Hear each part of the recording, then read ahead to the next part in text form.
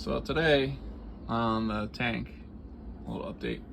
I went to my local Ace Hardware after ordering a kit of these that won't arrive till Sunday. So I have one here, right? I'm still gonna keep the kit because I need the pieces, but I added a male end here.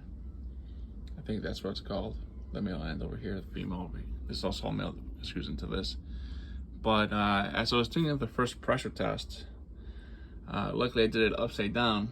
The tank is rated up to 200 psi of propane, which is more dense than oxygen is. So it's rated to 200 psi in like 80-degree weather and 145 in 70-degree weather or temperature. I'm going up to 100 psi with air, so I should be okay.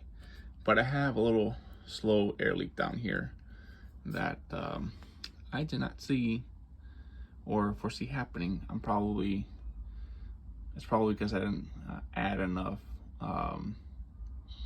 Teflon tape to the threads, so that's why it's leaking. So I'm trying to figure out how much do I disassemble in order to get the T out from here, right? This 3-inch piece out to be able to rotate the angle out. So yeah, so this is the first trial. I let the air compressor, it's plugged into power outside because it's been cloudy. I mean the shore power, and I say shore, I mean house power, because the solar is running, but it's at 11.2 volts and charging. Basically because Nimrod that I am, I forgot to turn off the lights last night, and it was idling with the lights on all night for 24 hours, and it just took a volt off of the batteries. But because it's cloudy and rainy and gloomy outside, it is charging, but not at full capacity. So I'm going to disassemble I want to call it a regulator body, for the lack of a better word.